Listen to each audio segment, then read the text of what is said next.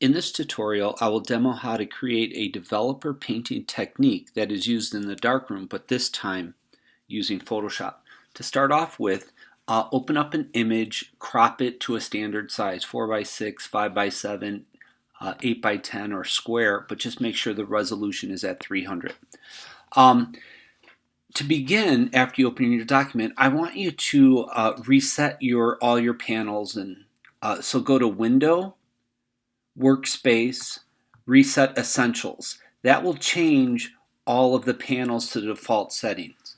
And then immediately do that again, go to Window, but this time click the brush panel so that you have access to it. For right now, we could minimize it. It looks like a little toolbox there. Okay, to begin, let's create a new layer on top of your image, and then we're going to fill it with white.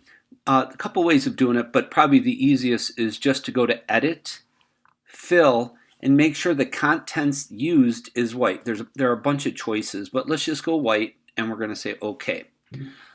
So we have a new layer on top that's filled with white. We could turn that off, and we still see our original photograph under it. But let's turn the white layer on.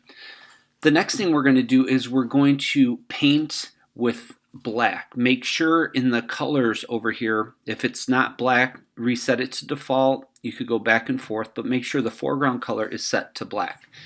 In the brushes, let's activate the brush tool, which is B. When you go up here to select a brush, you have a variety of brushes to choose, and or you could load some other additional brushes. Underneath the YouTube video on the website, there's a link to a specific brush for brusheasy.com. So please use that if you want, or you could use an additional regular brush.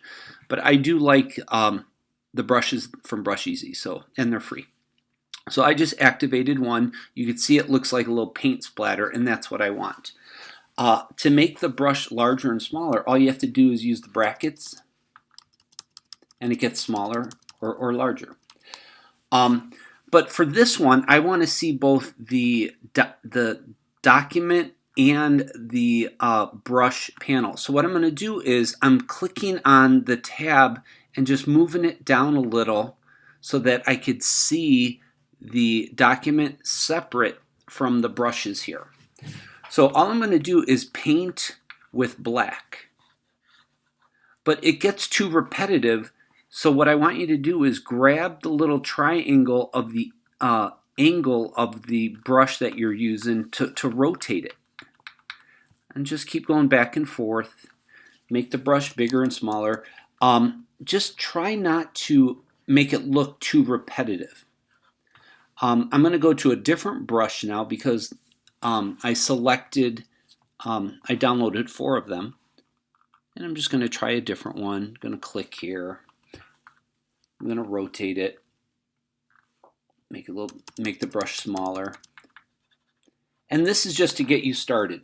You could take it off the document as well.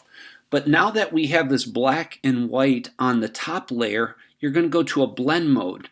And you're going to create an action that interacts between the top layer and the layer right under it.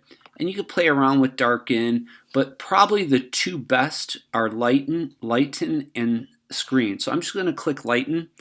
And now, because the dark becomes transparent, I'm able to see the image under it. So now that it's viewable,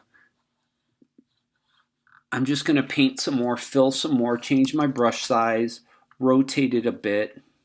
I'm going to go back to, I like this one, make it smaller. And then since I'm painting with black, I could actually paint with white to reveal. So black conceals, white reveals, but that's too much. So I'm going to make it smaller. Paint with black to bring some back.